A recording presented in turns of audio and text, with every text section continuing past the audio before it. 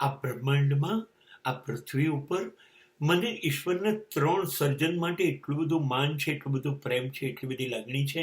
એ છે એક નાનું બાળકો જે હજી હવે દુનિયામાં પ્રવેશ્યા છે, જેની નિર્દોષ કાબિલે તારીફ છે, ઈશ્વરનું સ્વરૂપ છે, બિલકુલ નિર્દોષ, ઈશ્વર જેવા.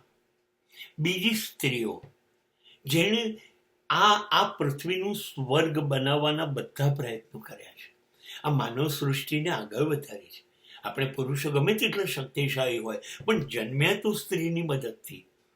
સ્ત્રી એ આ બ્રહ્માંડની સર્જનહાર છે, ઈશ્વર જ છે આ પૃથ્વી ઉપર. એટલે મને એના માટે પુષ્કળ માન છે.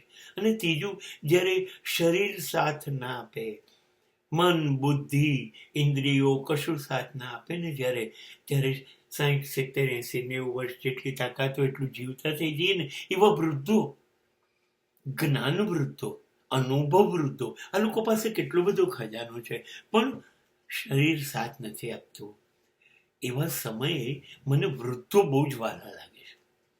સમાજમાં 3 જણને બહુ પ્રેમ કરવો જોઈએ, પણ આ 3ને હું બહુ પ્રેમ કરવો જોઈએ, કરું છું, કરવા ઈચ્છું છું. પણ જે દિવસે હું નાના બાળકને, કે હું સ્ત્રીઓને, કે હું વૃદ્ધોની લાગણી નથી જાણતો, એમની કાળજી નથી લેતો, એને પ્રેમ આપવામાં કાચો પડું છું, એની સંભાળ લેવામાં કાચો પડું છું, અને હું એ રસ્તા ઉપર જઉં છું, ખોટા રસ્તા ઉપર એ લોકોને હેરાન કરું છું, મુશ્કેલીમાં મૂકું છું. એ દિવસે મને હું માણસ નથી લાગતો, હું શૈતાન લાગુ છું, મારી અંદર જાનવર પ્રવેશે જેવું લાગુ છું. અને એ દિવસે જો હું આ લોકો જોડે આવર્તન કરવાનો હોઉં, સ્ત્રી, બાળક અને વૃદ્ધ એની સાથે, તો હું શૈતાન છું. અને તો હું મારા આત્માને માફ નહીં કરું. આઈ હેટ માય સોલ. હું મારા આત્માને નફરત કરીશ.